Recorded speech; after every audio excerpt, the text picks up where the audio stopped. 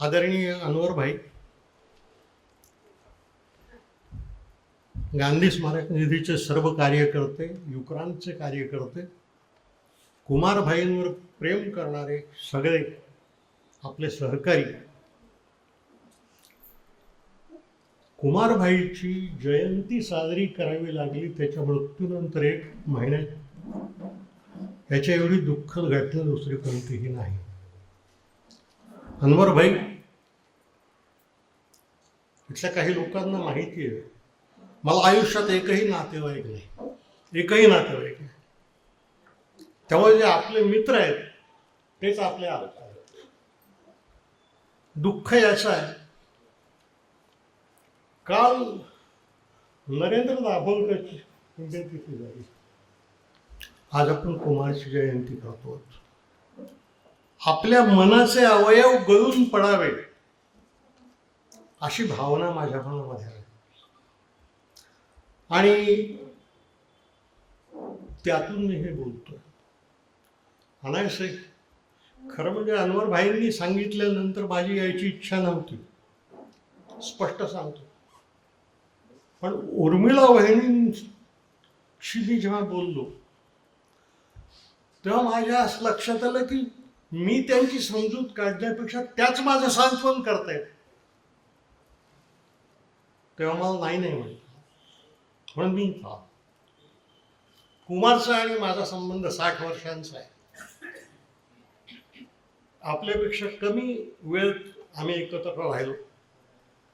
1968 साली बाबा आमट्यांनी श्रमसंस्कार छावणी घेतली सोमनाथला. त्याच्या आयोजकांमध्ये कुमार आणि मी होतो. त्यानंतरच्या काळामध्ये आम्ही फोनवर बोलत होतो, लिहित होतो, पत्रव्यवहार होता. भेटी फारशा होत नव्हत्या. त्यानंतरची माझी आणि कुमारची जी भेट आहे ती तुरुंगातलीच. आणीबाणीमध्ये मी नाशिकच्या तुरुंगात होतो आणि कुमार काही काळापर्यंत येरवड्याला. मग येरवड्याहून त्यांची तिथं बदली झाली आणि मग 5-6 महिने आम्ही एकत्रच होतो. आणि लवचक होता, अरुणलिमय होता. आपल्या मनोविचारांशी ज्यांचा जुळतं अशी सगळी माणसं त्या ठिकाणी होती. धारिया होते, अनंत भालेराव होते, बापू काळजाचं होतं, तिकडल्या बाजूचे प्रमोद महाजन होते, गोपीनाथ मुंडे होते. या सगळ्यांशी माझे आत्मीयतेचे संबंध होते आणि अखेरपर्यंत राहिले. वैचारिक मतभेद असताना सुद्धा आमची मनं जुळलेली राहिली आणि आम्ही चर्चा करत राहिलो एकमेकांशी. कुमार आमचा प्रमोद महाजन तर संरक्षण मंत्री असताना माझ्या घरी येऊन गेला. सगळ्यांशी संबंध राहिले चांगले. त्यानंतरच्या काळामध्ये मग कुमारचा आणि माझा संबंध चळवळींच्या संदर्भात आला. अर्थात मी त्यांच्या चळवळीत प्रत्यक्ष सहभागी झालो नाही, पण विचारांनी मी त्यांच्या सोबतच नेहमी राहिलो. एक गोष्ट, एवढी वर्ष त्यांच्या सोबत राहिल्यानंतर, त्यांच्यासोबत व्यासपीठ एकत्र गाजवल्यानंतरही जी माझ्या मनात कुमारविषयीची आली तुम्ही स्पष्ट सांगून टाकतो. कुमार हा नेता नव्हता, कुमार हा कार्यकर्ता होता. त्याच्या संस्थेमधल्या सगळ्यांशी त्याचे संबंध जे होते ते सहकार्याचे होते आणि मैत्रीचे होते. नेता आणि अनुयायी असे नव्हते. आणि दुसरी बाजू ही तशीच सांगितली पाहिजे, कुमारही कोणाचा अनुयायी नव्हता, कोणाचाही अनुयायी नव्हता. तुम्ही समाजवादी वगैरे म्हणता, पण कुमार समाजवादी पक्षातही नव्हता. एस.एम. जोशी, नानासाहेब गोरे, मोठी माणसं तुमच्या पुण्यात होती. कुमार त्यांचाही अनुयायी नव्हता. समाजवादी असून समाजवादी पक्षात नसणे, संघटन उभं करून नेता नसणे आणि कार्यकर्ता म्हणून सगळ्यांशी जिव्हाळ्याचे आत्मीयतेचे संबंध कायम करणे ही किमया आहे. ही सामान्य माणसाला समजणारी किमया नाही.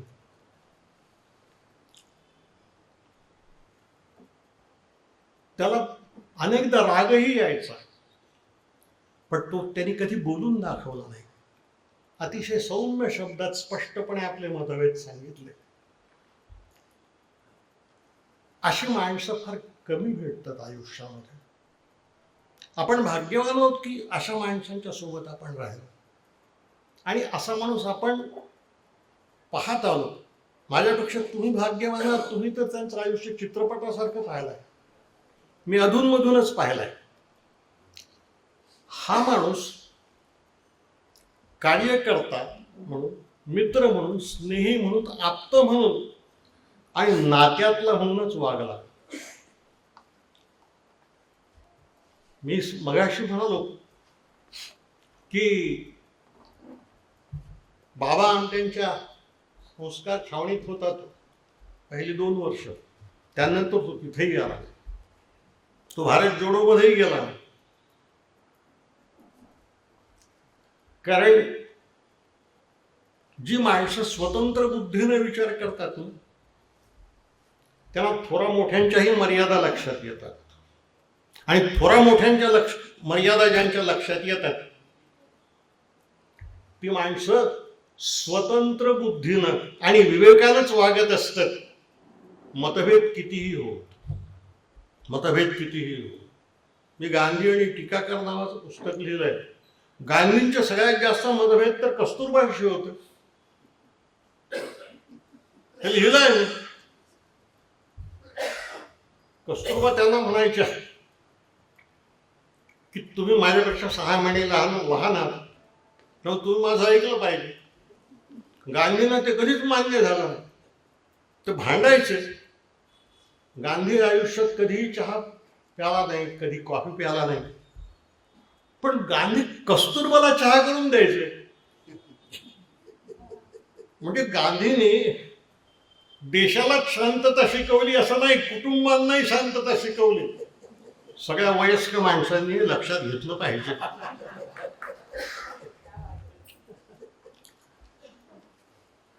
अशी माणसं आयुष्यात आली पाहिजे. ही माणसं तुम्हाला आणि मला खऱ्या अर्थानं श्रीमंत करत असतात. त्यामुळं इथं मी आहे आणि आज कुमार नाही पहिल्यांदा, याचं दुःख मनामध्ये आहे. तो माझ्या या आजच्या व्याख्यानामध्ये जर आपल्याला काही दोष आढळले तर तो माझ्या मनाच्या दुःखाचा भाग आहे असं आपण समजा. अनवर भाईंनी मला विषय सांगितला संविधानासमोरच्या समस्या. खरं सांगू का, संविधानासमोरच्या समस्या आपल्या समोरच बसल्या आहेत. आता आपणच आहोत. मी राज्यशास्त्राचा 26 वर्ष प्राध्यापक होतो आणि संविधान शास्त्र शिकवत होतो. पण मी तुम्हाला सांगतो, राज्यशास्त्रामधले आणि संविधान शास्त्रामधले अनेक शब्द आम्ही रोज वापरतो, पण त्यांचे अर्थ आम्हाला ठाऊक नसतात. मी तुम्हाला उदाहरण सांगतो. राष्ट्र या शब्दाची व्याख्या काय मला 26 वर्षात सापडली नाही. अतिशय खोटी चुकीची व्याख्या शब्दकोशात आहे. आम्ही सारे एक आहोत आणि इतरांपासून वेगळे आहोत असं ज्यांना वाटते त्यांचं एक राष्ट्र तयार होते, अशी व्याख्या आहे. आता माझी अडचण अशी आहे की मला माझ्या कुटुंबातले लोकच एक वाटतात, बाकीचे दुसरे वाटतात. तर मग आता इथं राष्ट्र कुठे आलं? काहींना आपला पक्ष आपला वाटतो, आपल्या संघटनाच आपल्या वाटतं, मग राष्ट्र कुठे आलं? हे सार्वभौम सत्तेबद्दलचंही आहे. सार्वभौम सत्तेची काय व्याख्या आहे? मी राज्यशास्त्राचा प्राध्यापक विद्यार्थ्यांना फसवत आलो आहे 26 वर्ष. मी अशी व्याख्या सांगत होतो आणि पुस्तकांच्या शब्दकोशांच्या आधारे सांगत होतो की जी सत्ता सगळ्यांना ताब्यात ठेवते पण जिच्यावर कोणाचाही ताबा नसतो तिला सार्वभौम सत्ता म्हणतात. आता ताप असा आहे की आपल्यापैकी प्रत्येकावर शेजाऱ्याची सुद्धा सत्ता आहे. तर काही शब्दांना राज्यशास्त्रामध्ये संविधान शास्त्रामध्ये सुद्धा स्पष्ट अर्थ नाहीत. तुम्ही समाजवाद म्हणता आणि समाजवाद हा शब्द फार लाडका आहे लोकांच्या. मी समाजवादाचा अर्थ फक्त एवढाच घेतो की गरिबांच्या बाजूने उभं राहणे. त्याचा शास्त्रीय अर्थ मी कधीही स्वीकारला नाही. नेहरू जेव्हा सोव्हिएत युनियनचा दौरा करून परत आले तेव्हा त्यांच्यावर समाजवादाचा प्रचंड पगडा होता. तेव्हा गांधी समाजवादी नव्हते, अजिबात नव्हते. समाजवाद जेव्हा नेहरू गांधींना समजावून सांगायला लागले तेव्हा गांधी म्हणाले की मी जगातले बहुतेक सारे शब्दकोश आणि विश्वकोश पाहिले आहेत. एका विश्वकोशातली समाजवादाची व्याख्या दुसऱ्या विश्वकोशातल्या व्याख्येशी जुळत नाही. प्रत्येकाचा अर्थ समाजवादाचा वेगळा आहे आणि तो तसा समजूनच घेतला पाहिजे.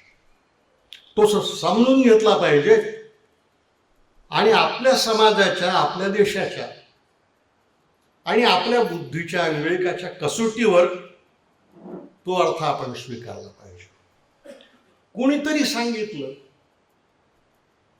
मगाशी मी रवींद्रभाईशी बोलताना एक सांगितलं, मार्क्स हा समाजवादाचा जनक. तो काय म्हणाला?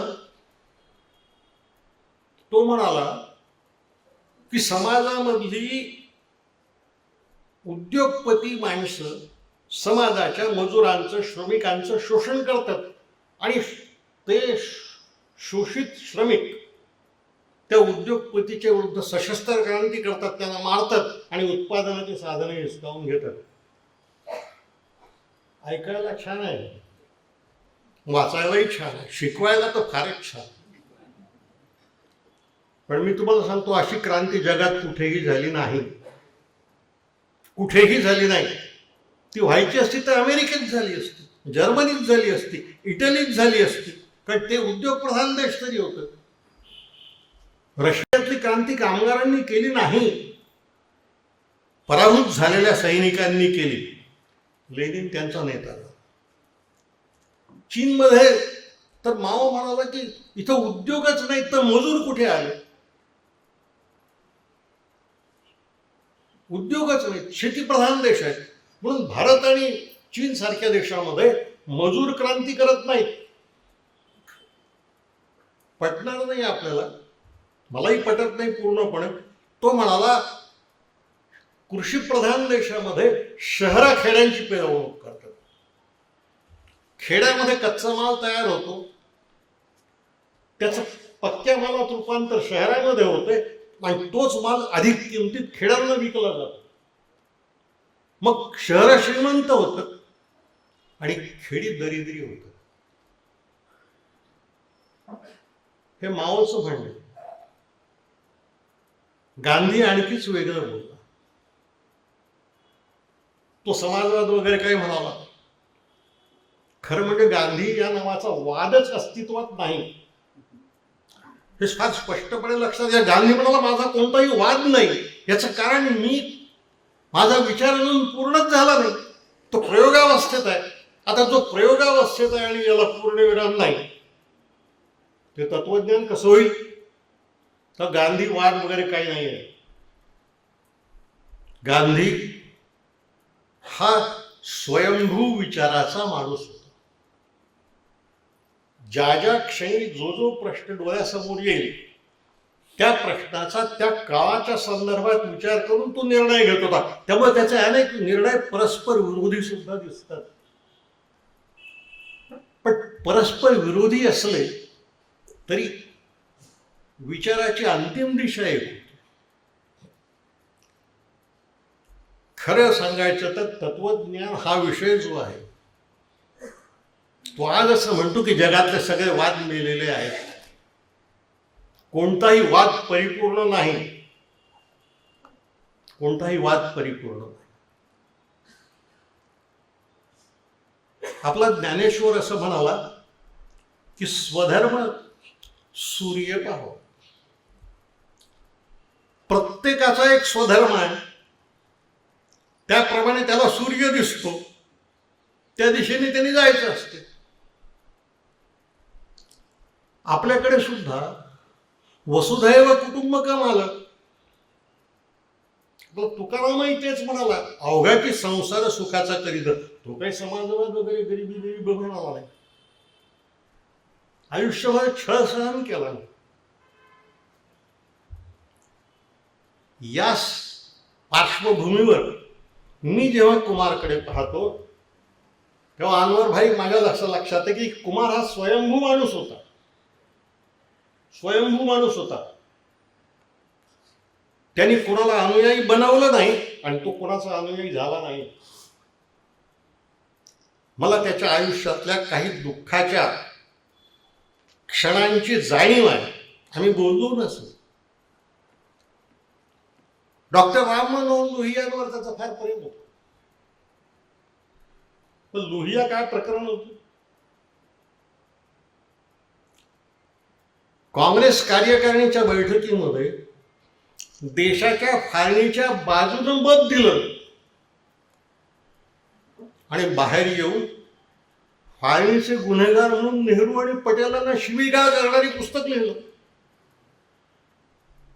हे वेदांतावर PhD करणाऱ्या माणसाची ही अशी अवस्था आहे. पुण्यात काय बोलू नये. मी आदिवासी भागातला माणूस आहे म्हणून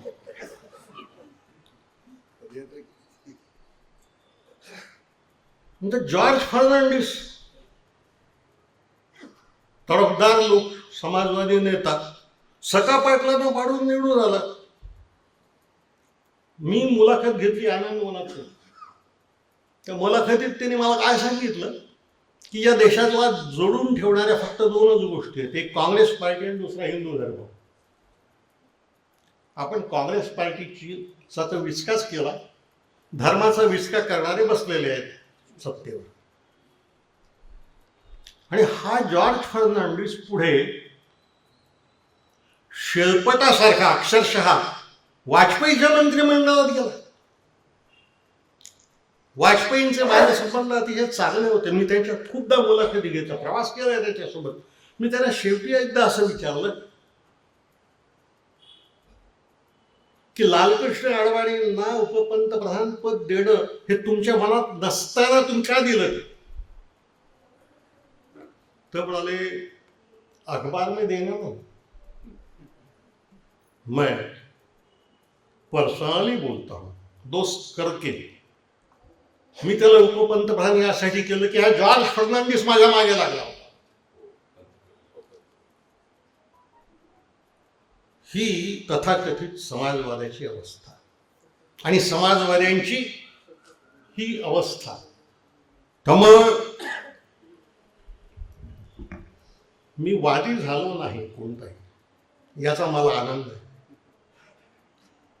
कारण प्रत्येक वादाची एक चौकट असते आणि ती चौकट तुम्हाला आपल्या परिघात बसवत असते. कुमार स्वतंत्र राहिला आणि स्वतंत्र संघटना उभी केली, हे त्याचं मोठे. आणि अशी माणसं समाजामध्ये असणं हे समाजाच्या विवेकाच्या जागरणाचं लक्षण आहे. ती जाणं याच्या एवढं दुर्दैव दुसरं कोणतंही नाही. पटत नसे खूपदा, त्याचं म्हणणं पटत नसे, पण तो सांगतो त्यात काही नेमकं आहे आणि ते चांगलं आहे हे जाणवत असे, हे जाणवतच असे. असा माणूस आपण गमावला. मी सांगतो, महाराष्ट्राची एक फार मोठी वैचारिक हानी त्यामुळे झाली. एक वैचारिक दारिद्र्यच आपल्या वाट्याला आलं त्याच्या जाण्याने, नरेंद्र दाभोळकरच्या जाण्याने.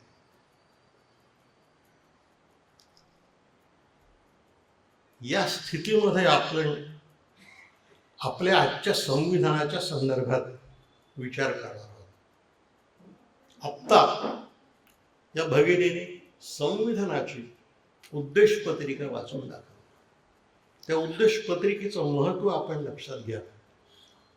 पहिल्यांदा तर एक गोष्ट सांगितली पाहिजे, संविधान याचा तरी अर्थ किती लोकांना ठाऊक आहे?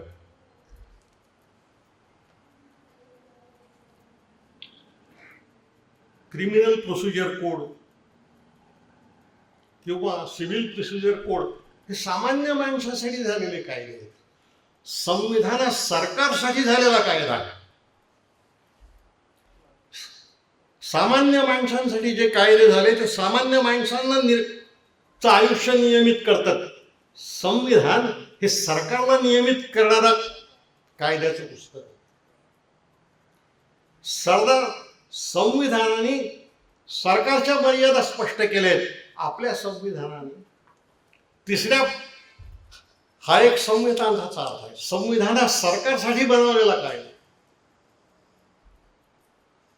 संविधानाचा दुसरा अर्थ असा आहे की संविधान हा करार आहे, इट्स अ कॉन्ट्रॅक्ट. हा करार जनता आणि सरकार यांच्यातला आहे. या कराराने जनतेचे अधिकार सांगितले आहेत एका बाजूला आणि सरकारचे अधिकार दुसऱ्या बाजूला सांगितले आहेत. आपल्या घटनेच्या तिसऱ्या प्रकरणात जनतेचे अधिकार सांगितले आणि पुढल्या 5व्या प्रकरणापासून अखेर अधिकारांच्या याद्यांपर्यंत सरकारचे अधिकार सांगितले आहेत. आणि या दोघांनीही आपापल्या मर्यादेत राहायला पाहिजे. आणि मर्यादा ओलांडण्याची ताकद कोणामध्ये?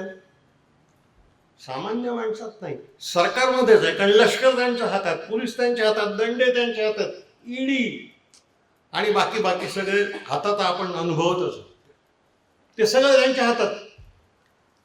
तेव्हा या मर्यादा ओलांडण्याची क्षमता आणि ताकद, धाडस किंवा दुर्बुद्धी ही फक्त सरकारात असते.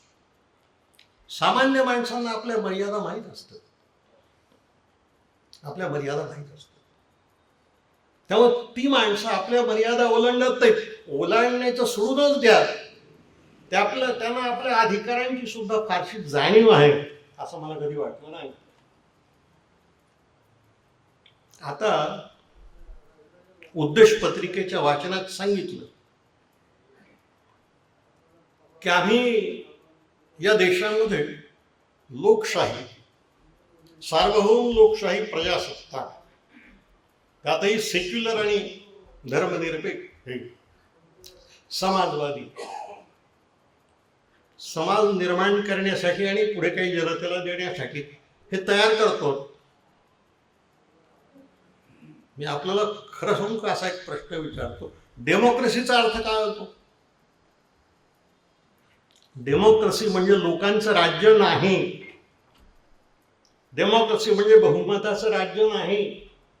डेमोक्रेसी म्हणजे कायद्याचं राज्य आहे. जो कायदा लोकांना लागू होईल तो सरकारलाही लागू होईल. काल मी आज सकाळी वाचलं,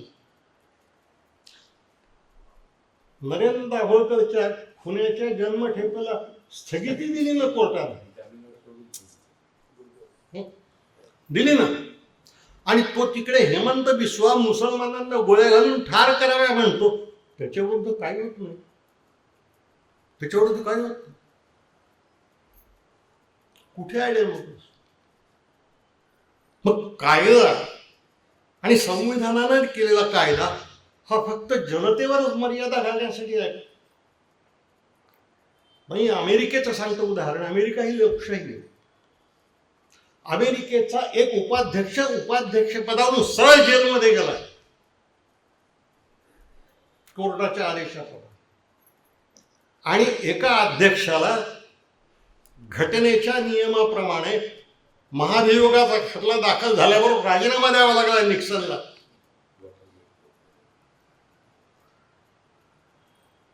काय आहे आपल्याकडे काय आहे?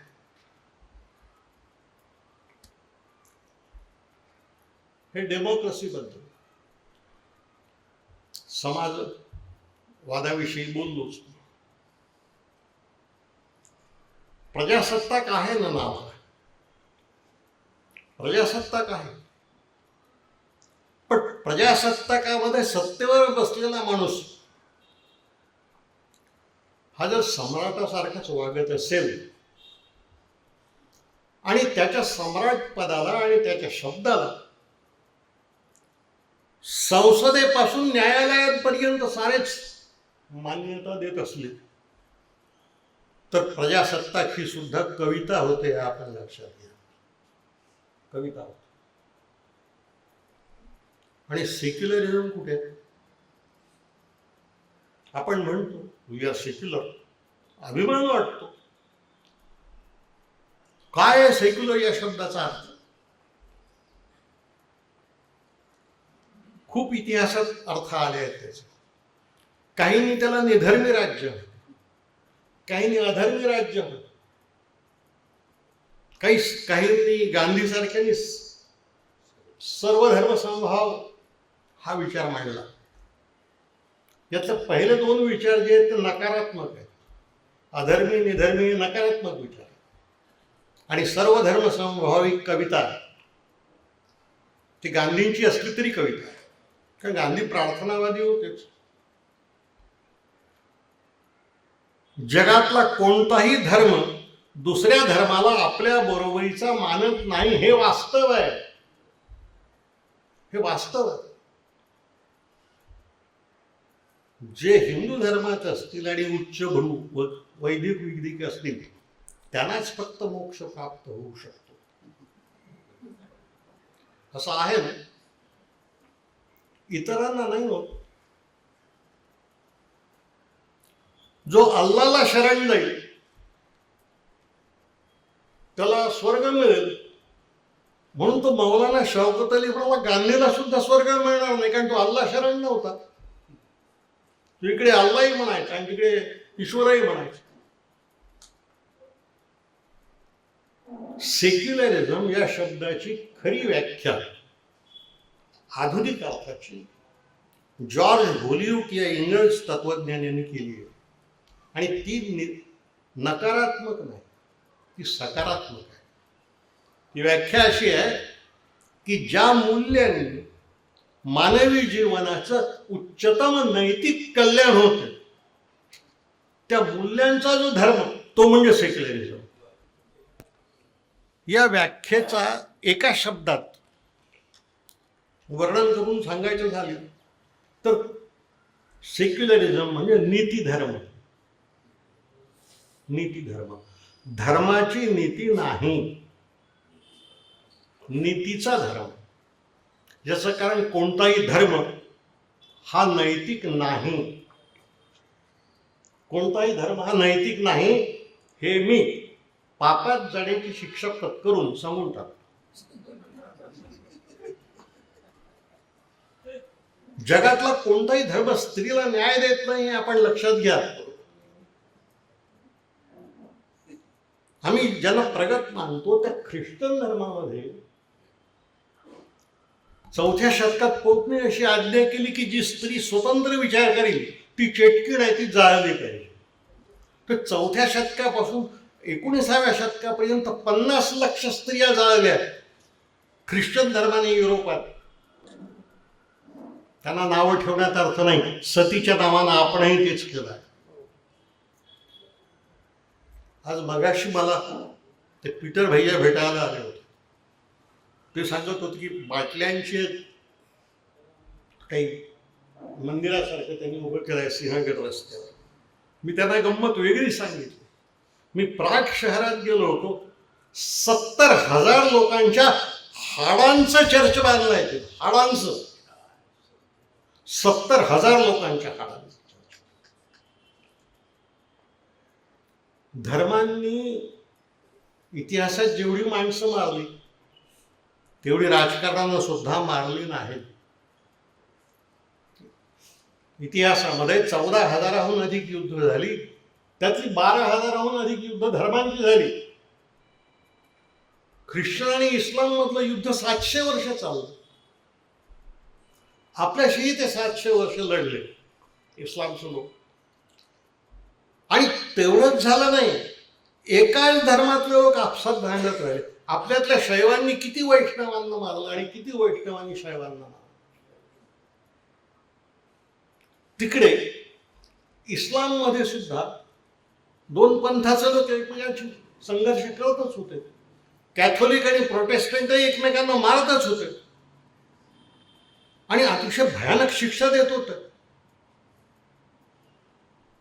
ज्यू धर्माविषयी लोकांना आपल्या देशात फार प्रेम आहे, कारण ते ज्यू मुसलमानांशी लढतात म्हणून आमच्या मनामध्ये आहे थोडीशी सहानुभूती.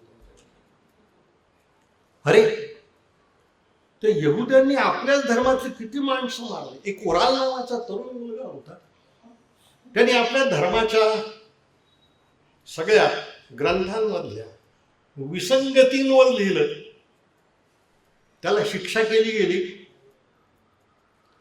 की सायनागाच्या पायरीवर उघडा तू राहायचं आणि तुझ्या अंगावर पाय देऊन लोक जातील. तो त्यातच मेला.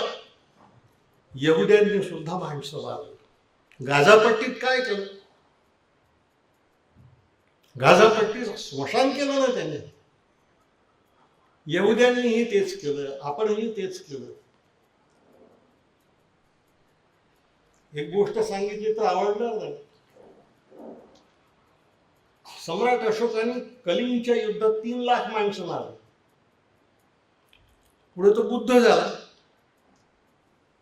पण बुद्ध झाल्यानंतर त्यांनी आपले 99 सावत्र स्वतःच्या हाताने मारले नाही.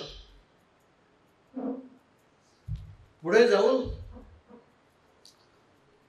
18,000 आजीवकांना जिवंत मारले.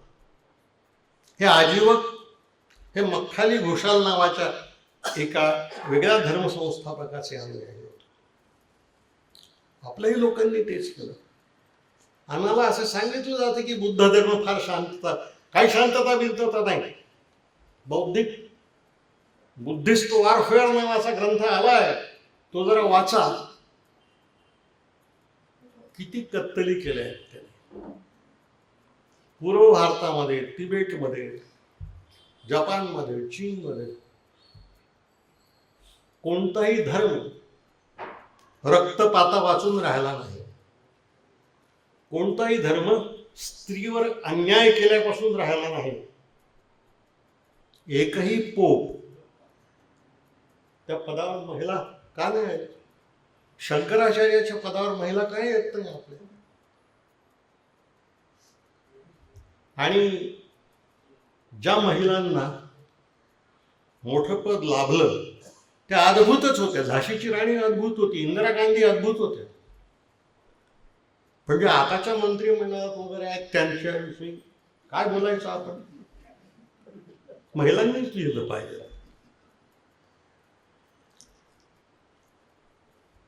ते देत. त्यामुळं लोकशाही, प्रजासत्ताक, सेक्युलर समाजवाद जाऊ द्या. पुढचा प्रश्न आहे न्याय. आम्ही ज्या देशातल्या जनतेला काय देऊ तर न्याय. आता इथं सुद्धा माझ्या समोरची अडचण सांगतो. मला न्यायाचा अर्थच समजला नाही अजून. न्यायाची काय व्याख्या? न्यायालयात होतो तो न्याय आहे? न्यायालयात न्याय होत नाही, न्यायालयात शिक्षा होती. म्हणजे आपली न्यायालय शिक्षालय आहेत, न्यायालय नाहीत. शिक्षालय आहेत. आणि आताची न्यायालय तर अशी आहेत की ज्यांना न्याय म्हणण्याची सुद्धा आपल्याला लाज वाटायची. आपल्या सर्वोच्च न्यायालयासमोर की याचिका दाखल आहे, प्रशांत भूषणांच्या वडिलांची आहे ती. ते कायदा मंत्री होते या देशाचे, मोरारजींच्या मंत्रिमंडळात, की स्वतंत्र भारतात सर्वोच्च न्यायालयाच्या सरन्यायाधीश पदावर आलेले निम्मे न्यायाधीश भ्रष्ट होते, पुराव्यासकट. पण ती याचिका सुनावणीलाच घेतली जात नाही, का आपली बदनामी कोण करून घेणार. अलीकडल्या 10 वर्षातले जे सरन्यायाधीश आहेत ते तर न्यायालयाला लाल लागणारेच आहेत. त्यांची नावं घेता येतील, त्यांची नावं घेता येत. जस्टिस लोया जिथं वारले किंवा जिथं त्यांचा संशयास्पद मृत्यू झाला, तिथं या महाराष्ट्रातले 12 न्यायाधीश हजर होते ना. पण लोयांच्या मृत्यूचा शोध लागत नाही. जे 12 जण उपस्थित होते त्यातले 2 पुणे या देशाचे सरन्यायाधीश झाले ना.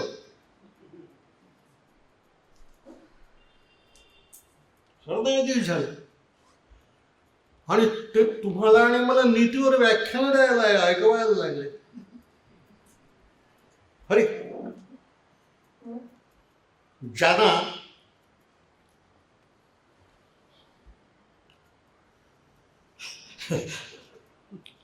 आठवलं म्हणून सांग, नागपूर मुंबईमध्ये बार डान्स होते. आर पाटलांनी ते बंद केले, सुप्रीम कोर्टाने ते चालू केले. ज्या सरन्यायाधीशांनी तो निर्णय दिला त्याला बार डान्सवाल्याने 200 कोटी रुपये दिले. ही गोष्ट मला आर पाटलांनी सांगितली, स्वतः आर पाटलांनी सांगितली. दुसऱ्या एका न्यायाधीशांनी निवृत्तीच्या दुसऱ्या दिवशी 100 कोटीची कोठी दिल्लीत विकत घेतली. एक अलीकडचे न्यायाधीश पदावरून उतरले, राज्यसभेत गेले. बाकीच्यांविषयी मी बोलत नाही, प्रत्येकाविषयी खूप सांगण्यासारखं आहे. मग न्यायाची काय व्याख्या? आपल्या घटनेमध्ये राजकीय, सामाजिक, आर्थिक असं न्याय म्हटलं आहे. या सामाजिक, आर्थिक, राजकीय न्यायाचा अर्थ काय होतो? हा अर्थ जगाच्या इतिहासात पहिल्यांदा सॉक्रेटिसने सांगितला. तो म्हणाला न्याय म्हणजे काय? तर न्याय म्हणजे प्रत्येक माणसाला त्याच्या बुद्धीच्या आणि कर्तृत्वाच्या क्षमतेच्या बळावर या समाजामध्ये स्थान प्राप्त होणे, हा न्याय आहे. आता सॉक्रेटिसलाच लोकांनी मारून टाकलं. आणि लोकांनी मारलं म्हणजे लोकांच्याच न्यायालयाने मारलं. 500 न्यायाधीश होते, 263 विरुद्ध 240 असा निकाल लागला आणि त्याला मृत्यूदंड दिला. म्हणजे जो न्याय सांगतो त्यालाच न्यायालय मारतात. आता इथे एक गोष्ट आठवली म्हणून सांगून टाकतो. आपल्या महाराष्ट्र सरकारने परवा कायदा केला, धर्मांतर बंदी, 7 वर्षाची शिक्षा, 7 लाख रुपये दंड. अरे बरं झालं बाबासाहेब चालले गेले, नाही तर ते अपराधी झाले असते ना या कायद्यानुसार. हे झाले असते, त्यांचे लक्षावधी अनुयायी झाले असते. हे असे कायदे फडणवीसी स्वरूपाचे कसे सुचतात? आणि तुम्ही आणि मी निवडून दिलेली ही बहुजन समाजामधली आमदार माणसं ती कसं मान्य करतात? सरकारला काय दोष देतात? आपणही आत्मपरीक्षण केलं पाहिजे की नाही? शेवटी मोदीत नाही आपणच निवडलं ना, अमित शहालाही आपणच निवडलं, आणि मनमोहन सिंग यांचाही आपणच पराभव केला. कधीतरी लक्षात घ्या, कधीतरी न्यायाचाही अर्थ लक्षात घ्या. पुढे स्वातंत्र्य. आता कुणाला स्वातंत्र्य आहे? ज्याला स्वातंत्र्य समजलं नाही त्यांना स्वातंत्र्य आहे. ज्यांना स्वातंत्र्य समजते त्यांना स्वातंत्र्य नाही. मी 30 वर्ष एका महाराष्ट्रातल्या सर्वात मोठ्या दैनिकांचा संपादक होतो. मी ज्या दिवशी लक्षात आलं की वर्तमानपत्र वर बंदी येते या लेखना, त्या दिवशी मी संपादक पदच सोडून दिलं. माझी सहकारी इथे बसली आहे, मी संपादक पदच सोडून दिलं. काय असतं वर्तमानपत्रामध्ये? आपली वर्तमानपत्र ही सध्या आरती पत्र झाली आहेत. सत्तेची आरती करा, मोदींची आरती करा, त्यांची संपल्यानंतर शहाची आरती करा. आतापर्यंत इथेनॉलवाल्याची होत होती, स्मार्ट मीटरची अजूनही होते ना पुण्यात, होते. कसलं स्वातंत्र्य? धर्म स्वातंत्र्य, विचार स्वातंत्र्य, अभिव्यक्ती स्वातंत्र्य कुठे शिल्लक राहिलं? माणसं बोलायला भीतात. आमचे होकरकर सांगत होते की बोलायला भीतात लोक, मुलाखती द्यायला भीतात.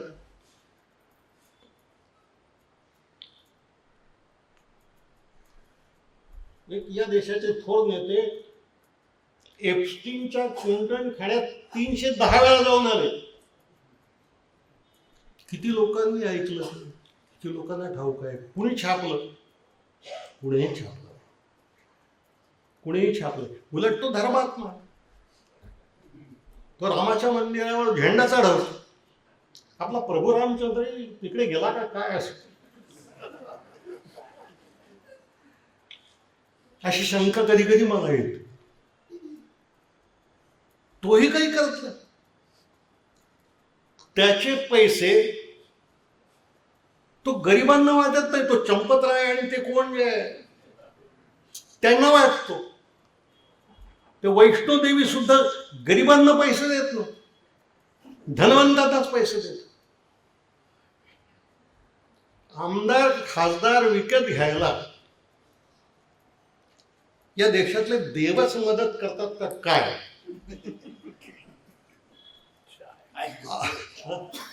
असा प्रश्न पडावा अशी स्थिती आहे, अशी स्थिती आहे. या देशामध्ये देव श्रीमंत आहेत, भक्तच दरिद्री आहे, भक्तच दरिद्री आहे. आणि त्या दरिद्री भक्तांच्या बाजूने देव जात नाही, तो धनवंतांच्याच बाजूने जातो. तो धनवंतांच्याच बाजूने, देवही त्यांच्याच बाजूने, सामान्य माणसंही त्यांच्याच बाजूने. बुद्धिमान विचारवंत म्हणणारे गप्प. ही स्वातंत्र्याची अवस्था आहे. समता हा सुद्धा कवितेचाच विषय आहे, कवितेचाच विषय आहे. अरे प्रगत देश ज्यांना आम्ही नावं ठेवत होतो, धर्मांध आहेत, अमुक आहे, त्या अमेरिकेने पहिल्यांदा कॅथोलिक अध्यक्ष निवडले ना 2, तोपर्यंत नव्हते निवडले. केनेडीना निवडलं, क्लिंटनना निवडलं, बराक ओबामा सारख्या निग्रोला निवडलं. इंग्लंडच्या पंतप्रधान पदावर एक मुस्लिम स्त्री येण्याच्या मार्गावर आहे आता सध्या, आणि त्या देशाने आपल्याला राज्य केलं. कुठे आहोत आपण? कुठे आहोत आपण? आसामच्या आणि बंगालच्या मतदार याद्यांमधून 1,97,00,000 मतदारांची नावं गाळली गेली. तुमच्या पुण्यात 96 लाख लोकांचे मतदार. ते मग नेले का काय करत होता? की सरकारला ते दिसलेच नाही. आणि जी नावं गाळली जातात ती कोणाची असतात? कुठे आहे सर्व धर्म समभाव? मग अशा वेळी गांधी आज नाही हे बरंच आहे. त्यांनी आत्महत्या केली असते, गोडसेने त्याला मारलं असतं. समता, बंधुतेचे इथेच.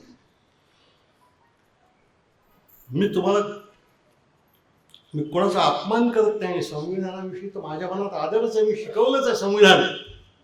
पण ही संविधानाची जी उद्देश पत्रिका आहे ती वाचली ना आत्ता, ही मला नेहमी कविता वाटत आलेली आहे. कविता वाटत. या उद्देश पत्रिकेचं महात्म्य कधीतरी समजून घ्या. ही उद्देश पत्रिका हा आपल्या घटनेचा पाया आहे. 1950 मध्ये A.K. गोपालांविरुद्ध केस, मद्रास स्टेट, या केसमध्ये तेव्हाच्या सर्वोच्च न्यायालयाच्या जस्टिस त्यांनी निर्णय दिला की जनतेच्या मूलभूत अधिकारामध्ये घटना दुरुस्ती करून बदल करण्याचा अधिकार सरकारला आहे. 1967 मध्ये त्या सर्वोच्च न्यायालयाने जस्टिस हिदायतुल्लाह सरन्यायाधीश असताना दुसरा निकाल असा दिला की घटना दुरुस्ती करून सुद्धा नागरिकांचे अधिकार कमी करता येणार नाही. तिसरी दुरुस्ती 71 मध्ये झाली. J.N. रे हे सरन्यायाधीश होते. इंदिरा गांधी प्रधानमंत्री होते. त्यांचं म्हणणं असं होतं की त्या निकालाने 67च्या सरकारच्या अधिकारावर मर्यादा येतात, म्हणून हा अधिकार पलटून घेतला पाहिजे. म्हणून त्यांनी पार्लमेंटमध्ये विधेयक आणलं. या निर्णयाचा फेरविचार करणारं विधेयक आणलं. आणि इंदिरा गांधी बुद्धिमान होत्या. त्यांनी आपल्या पक्षाकडून ते विधेयक आणलं नाही, मधुलिबायांकडून आणलं आपल्या. कोणावर विश्वास करायचा? मधुलिबायांनी ते विधेयक आणलं आणि ते मंजूर झालं. तर जस्टिस रेने त्यात एक शहाणपण असं केलं की ते म्हणाले मूलभूत अधिकारात दुरुस्त करता येते, 368व्या कलमाप्रमाणे कोणतंही कलम दुरुस्त करता येईल, पण घटनेच्या मूळ चौकटीत दुरुस्ती करता येणार. आणि चौकट म्हणजे ही उद्देश पत्रिका आहे. न्याय, स्वातंत्र्य, समता, बंधुता. आता तर चौकटच शिल्लक राहिले. चौकटच शिल्लक. मी मगाशी मार्क्सचं उदाहरण सांगितलं. या देशामध्ये 80 कोटी लोक रेशनच्या धान्यावर जगतात. 80 कोटी. 1% लोकांच्या हातात 40% संपत्ती आहे देशाची. मार्क्स म्हणाला तसं ही माणसं आपल्या शोषकांच्या विरुद्ध उभी का होत नाही? खूपदा या प्रश्नाचं उत्तर मार्क्सवाद्यांनी दिलं नाही, समाजवाद्यांनीही दिलं नाही. मगाशी मी रवींद्र भैया मुलाखतीत सांगितलं, हे एका कम्युनिस्टानेच दिलंय. इटालियन कम्युनिस्ट पक्षाचा अध्यक्ष होता तो. त्याने मार्क्सला पूर्ण खोडून काढला. तो म्हणाला उद्योगपतींच्या विरुद्ध शोषितांचा वर्ग का उभा राहत नाही? कारण उद्योगपती तुम्ही आम्ही समजतो इतके मूर्ख नाहीत, बावळट नाहीत. आपली संपत्ती कशी राखायची ती त्यांना समजते. ग्रामसी त्याचं नाव, अँटोनियो ग्रामसी. तो असं म्हणाला की श्रमिकांना आम्ही जे त्यांचं शोषण करतो हे दिसू नये, म्हणून त्यांनी समाजामध्ये मध्यम वर्ग उभा केला.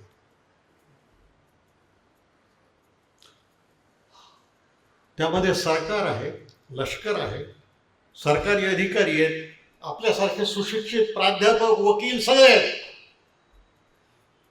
तो जो दरिद्री माणूस आहे सडकेवरचा, तो भाजीवालीशी हुज्जत घालतो भावाच्या बाबतीत. अदानीशी घालतो काय? अदमानीशी घालतो काय? आपण मॉलमध्ये गेलो तर भाव करतो काय? याचं कारण शोषितांना आपण दिसूच नाही अशी व्यवस्था शोषकांनी या मध्यमवर्गाच्या रूपाने उभी केलेली आहे. आणि मार्क्स वेड्यासारखं असं म्हणाला की मध्यमवर्ग क्रांती करतो. मध्यमवर्गाने जगात कुठेही क्रांती केली नाही, कुठेही जगात क्रांती केली नाही मध्यमवर्गाने. कारण हा मध्यमवर्ग कधीतरी गरिबीतून वर आलाय, तेव्हा आहे ते बरं आहे, कशाला कुठं गरिबी व्हायचं या विचारात आहे तो सांभाळत राहिला. आणि ते सांभाळायचं तर सरकार सांभाळायचं, आणि सरकार सांभाळायचं तर ते सरकार ज्यांचं मुनीम आहे ते मालक सांभाळायचे. त्यामुळे आपण समजतो हे इतकं सोपं नाही. एकटा गांधी पुरेसा नाही, एकटा आंबेडकर पुरेसा नाही, एकटे समाजवादी मार्क्सवादी पुरेसा नाहीत. याचं कारण तुम्ही आणि आम्ही ज्यांना निवडून देतो ते आमचे नेते विधानसभेचे 50-50 कोटीत विकले जातात ना. आपण खासदार 100 कोटीत. बरं 100 कोटीत जाऊ द्या आमदार आणि खासदार, अरे या देशात सरकार विकली गेली ना. पहिल्यांदा कर्नाटकचं सरकार विकलं गेलं, मग गोव्याचं गेलं, मग मध्य प्रदेशचं गेलं, मग राजस्थानचं गेलं, आसामचं गेलं, महाराष्ट्राचंही गेलं.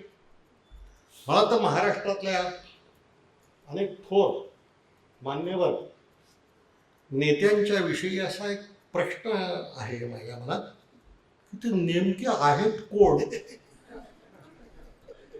आणि कोणत्या पक्षात आहेत, आणि त्यांचा पक्ष तरी आहे काय, ही कुटुंबच आहेत फक्त. हे पुण्यात बोलण्यासारखं नाही आहे.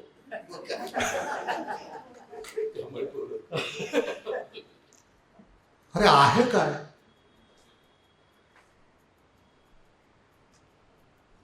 खरं सांगू का, श्रीमंत माणसं, उद्योगपती माणसं, धनवान माणसं हे जातीयवाद विसरले आहेत.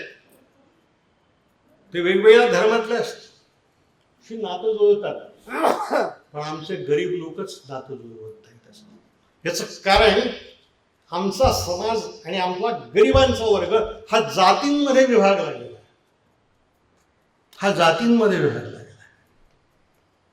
अंबानी आणि अदानी एकमेकांचे नातं जुळवू शकतात,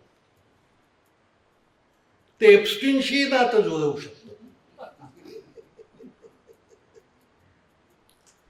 त्यांच्यातले काही नेते परवा अमेरिकेच्या गुप्तहेर खात्याशी बोलतानाही दिसले. चीनशी त्यांचे संबंध आहेत. उद्योगपतींना देश नसतो. मार्क्स म्हणाला मजुरांना देश नसतो. हे खोटं आहे. मजुरांना देशच काय, जात असते. धनवंतांना देश नसतो. अदानीचे उद्योग जगभर आहेत ना. आणि आपले प्रधानमंत्री ज्या ज्या देशात जातात तिथून तिथून त्याच्यासाठी ठेके घेऊन येतात. आणि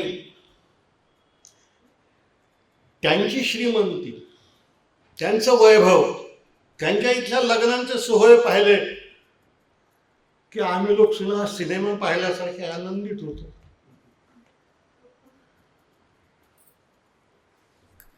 कधीतरी या देशातल्या गरिबांनी, मध्यम वर्गातल्या लोकांनी वर पाहणं बंद केलं पाहिजे, खाली पाहणं सुरू केलं पाहिजे.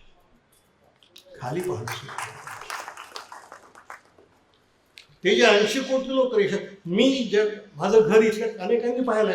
आमचा चंद्रपूरचा स्टँडिंग हे चेअरमन इथं आहे. मी दलितांच्या वस्तीत राहतो, मी त्यांची मुलं पाहतो.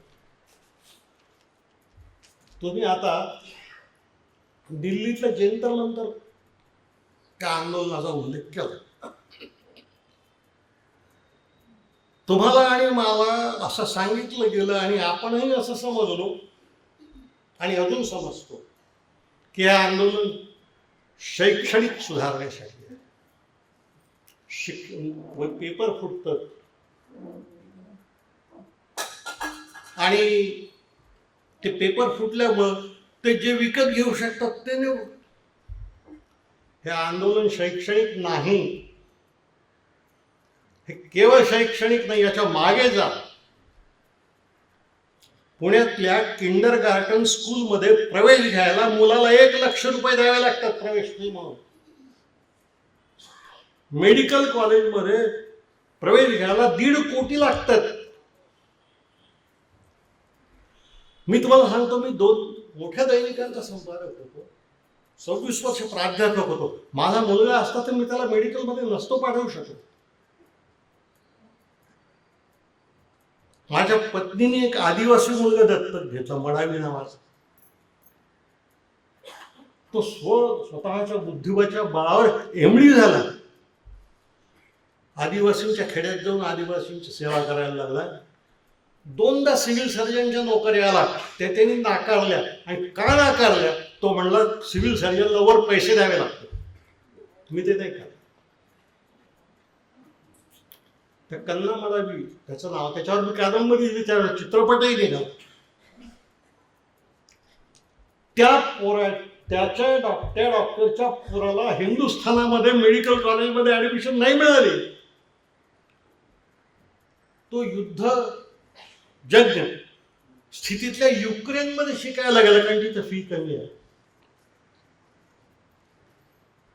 आपली मुलं मेडिकल कॉलेजमध्ये जाऊ शकत नाहीत, आपली मुलं किंडर गार्टनमध्ये जाऊ शकत नाहीत, आपली मुलं खाजगी शाळा 1,15,00,000 खाजगी शाळा बंद झाल्या, म्हणजे सरकारी शाळा बंद झाल्या.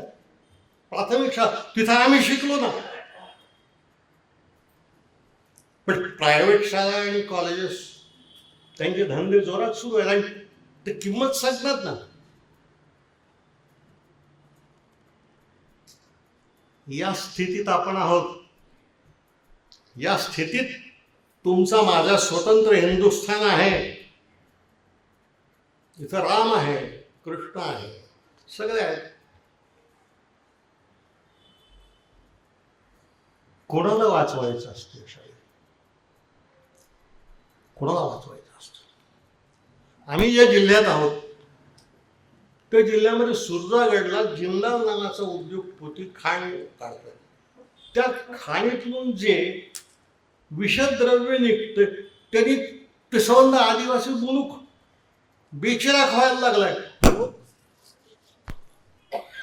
लोक आपली घरदारं झोपड्या डोक्यावर घेऊन निघाली आहेत.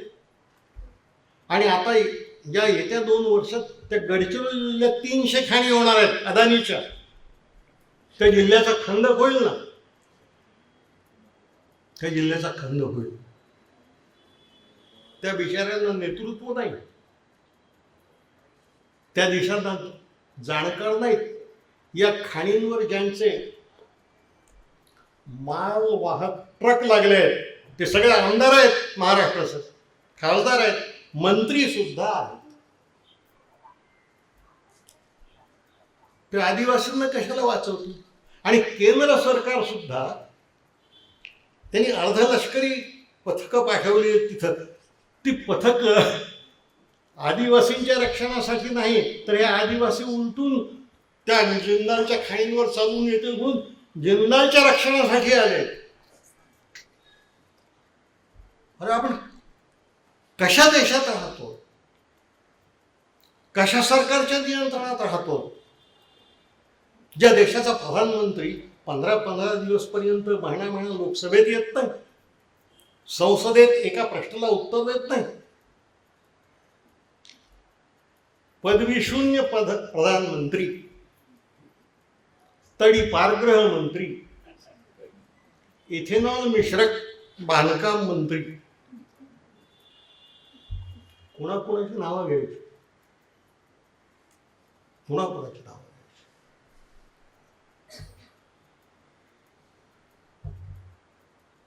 जी माणसं, मी नाव घेत नाही कोणता,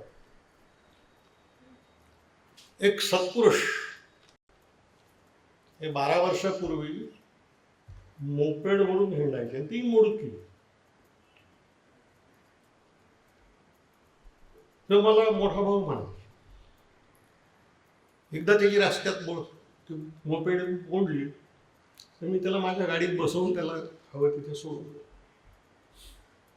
पुढे तो आमदार आणि मंत्री झाला. आणि मग त्याला एक दिवस मी विचारलं की का रे, मी असं ऐकलं की तू विमान विकत घेतो. तो मला म्हणाला, दादा ती माझी गरज होती.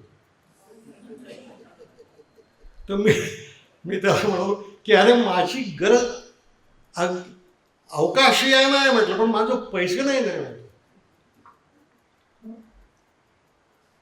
आपल्या डोळ्या देखत अशा अब्जाधीश झालेली माणसं आणि बेकायदेशीर पद्धतीनं धर्मांतर झालेली माणसं आपण पाहिली आहेत ना, पण आम्ही त्यांना नावं ठेवत नाही. आम्ही आदिवासींना नावं ठेवू, आम्ही दलितांना नावं ठेवू, आम्ही गरिबांना नावं ठेवू. एक मानवी समाजामधला दोषही या ठिकाणी मी सांगून टाकतो. मानवी समाजामधला एक दोष असा आहे की आपण आज ज्या पातळीवर आहोत त्या पातळीवर वर गेलो पाहिजे. पूर्वी दलितांची मुलं चांगली वागायला लागली, चांगले कपडे घालायला लागले की लोक म्हणायचे ब्राह्मणीकरण, ब्राह्मण झाले. आता बहुजन समाजाचं संघीकरण झालंय ना, संघीकरण. मी एका लेखात लिहिलं होतं की संघानं ख्रिश्चनांना परवानगी दिली असती शाखेत येण्याची तर जॉर्ज फर्नांडिस सुद्धा चड्डी बसून शाखेत गेला असता. काय कुमारच्या पहिल्या जयंतीच्या दिवशी असं बोलावं लागेल, हे चांगलं लक्ष आहे. हे चांगलं लक्ष आहे. दाभोळकरचे खुनी सापडत नाहीत, पानसऱ्यांचे खुनी सापडत नाहीत, गौरीचे खुनी सापडत नाहीत, बालेशप्पा कलबुर्गीचे खुनी सापडत नाहीत. मला पुण्याचीच एक मुलगी म्हणाली, कसे सापडतील दादा, ते यांच्यात तर घरात लपले आहेत,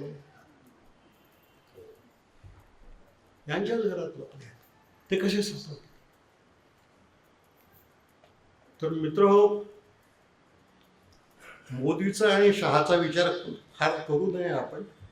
इथेनॉल सुद्धा मुकाट्याने विकत घ्यावं. आपण आपलाच विचार करावा, आपलाच विचार करावा, आपल्या चांगलं होण्याचा विचार करावा, आपले अधिकार समजून घ्यावे. निदान आपले अधिकार आपल्याला समजले तर सरकार वटणीवर येऊ शकते. आणि त्याची चिन्ह मला आता दिसते, तुम्ही बोललात की आता शाळेतले गरीब विद्यार्थी मुलं मुली शाळेच्या अध्यक्षांना प्रश्न विचारतात, ही शाळा अशी कशी. ग्रामपंचायतीच्या सभेमध्ये साधे नागरिक, कास्तकार, शेतकरी न शिकलेले सरपंचाला आणि त्या BDOला प्रश्न विचारतात की काय केलं 10 वर्षात सांगा तुम्ही. कुठेतरी हे जागरण येते, कुठेतरी हे जागरण येते. तेव्हा माझ्या असं लक्षात येतं की आपल्या कुमारभाई सारख्या, नरेंद्रभाई सारख्या, किंवा मागे गेलो तर गांधींसारख्या माणसांच्या प्रयत्नांना उशिरा का होईना थोडंसं यश येताना दिसते. हे यश वाढलं पाहिजे. हा देश खऱ्या अर्थानं घटनेच्या या मूळ चौकटीपर्यंत गेला पाहिजे. त्यात आपण तिथपर्यंत नाही जाऊ शकणार. पण इस्लाममध्ये असं म्हणतात की सगळ्यांना मक्केला नाही जात आहे, नका जाऊ, पण मक्केच्या दिशेने 4 पावलं तर टाकता येतात की नाही. तेवढा तर प्रयत्न करू, तेवढा तर प्रयत्न करू. शेवटी जाता जाता मी तुम्हाला एक शेवटला मुद्दा सांगून व्याख्यान संपवतो. कारण आता आपण तरी आपल्याला किती दोष द्यायचे, पुष्कळ झाले. तुमच्या आणि माझ्या जीवनामध्ये 2 प्रकारच्या निष्ठा असतात. एक निष्ठा जन्मदत्त असते, ती मिळवावी लागत नाही, ती आपोआप मिळते जन्माला. मला माझं नाव, माझं आडनाव, माझी जात, माझा धर्म, माझा देश हा कुणी दिला? हा मी मिळवला का? जन्म नावाच्या अपघातानं दिला. हा अपघात पाकिस्तानातही होऊ शकला असता की नाही? अमेरिकेत होऊ शकला असता, कदाचित भाग्यवान असतो तो अंबानीच्या घरातही झाला असता. हे यावर आमच्या निष्ठा आहेत. जात धर्म कुळ हे. दुसरी जी निष्ठा आहे ती मूल्यनिष्ठा आहे. त्या मूल्यनिष्ठेमध्ये न्याय, स्वातंत्र्य, समता, बंधुता ही मूल्य येतात. त्यावर निष्ठा पाहिजे. ती मिळवावी लागते, शिकावी लागते. महाराष्ट्रामध्ये ज्याला प्रबोधन म्हणतात, त्या प्रबोधनाचा खरा अर्थ जन्मदत्त निष्ठेकडून मूल्यनिष्ठेकडे जाणे एवढाच आहे.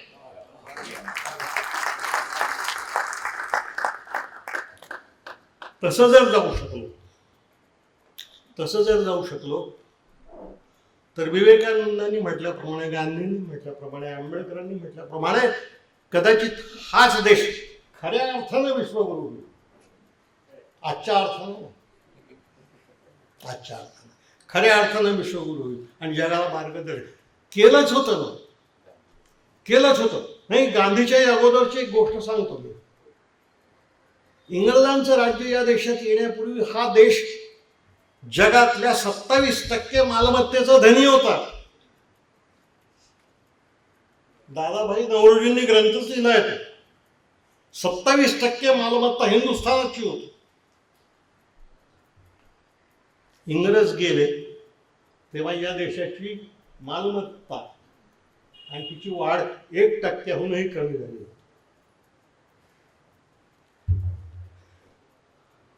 त्यामुळं कधीतरी आपण आपला आणि आपल्या पुढच्या पिढ्यांचा विचार केला पाहिजे. आम्ही जगलो, जसं वाट्याला आलं तसं जगलो. त्याची किंमत मोजली. तुरुंगातही गेलो, लाठ्याही खाल्ले, सगळं केलं. आपल्या मुलांच्या वाट्यालाही येऊ नये. आपल्या मुलांच्या वाट्याला, पुढच्या पिढ्यांच्या वाट्याला येऊ नये. हे जे दिल्लीत पोरं करतायत ना, मग खूपदा असं वाटतं आणि मग भाई ही आपल्यापेक्षा हुशार आहेत. जी गोष्ट आम्ही नाही करू शकलो ती ते करतायत. आम्ही नेहमी आई बापांना विचारतो तुमची मुलं कशी आहेत, आणि ते सांगतात की वाई येतात, बिघडली आहेत. अरे कधीतरी त्या मुलांनाही विचारावं तुमचे आई बाप कसे आहेत म्हणून. मग ते सांगतील ना. पण ही आत्मपरीक्षा करायला गांधी लागतो. ही आत्मपरीक्षा करायला विवेकानंदाला मोठी माणसं लागतात. आमची नाही ना कुवत ती, आमची नाही कुवत. त्यामुळे जाऊया, आपणच आपलं आत्मपरीक्षण करून विवेकाच्या मार्गानं, सत्याच्या मार्गानं जाऊया. हा मार्ग गांधींपासून सगळ्यांनी आपल्याला सांगितलाय, संतांपासून सगळ्यांनी सांगितलाय. एक खरे जे संत असतात, खरे जे ज्ञानी असतात,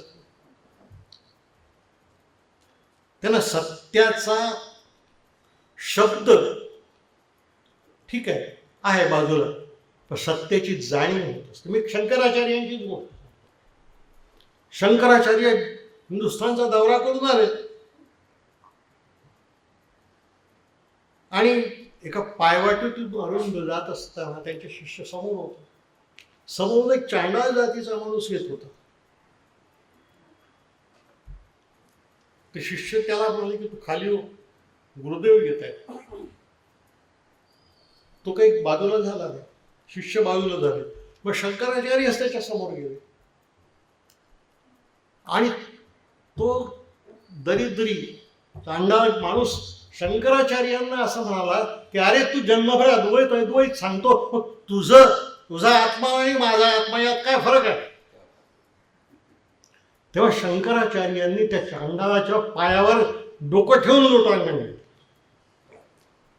हा अनुभव आहे. मित्र, कधीतरी आपण न्यायाच्या, स्वातंत्र्याच्या, समतेच्या, बंधुतेच्या मार्गाने जाण्याची सार्वजनिक नाही, स्वतःशी प्रतिज्ञा करूया. स्वतःशी प्रतिज्ञा करूया. आणि स्वतःशी केलेली प्रतिज्ञा मोडता येत नाही. समाजासमोर देखावे करता येतात, मंदिरे उभी करता येतात, मशिदी उभ्या करता येतात. स्वतः जागलेलं देवत्व कसं मारता येईल, त्याच्यावर झेंडे नाही लावता येत. या दिशेनं जाणं ही कुमारच्या जयंतीच्या दिवशी त्याला अभिवादन करण्याची माझी इच्छा.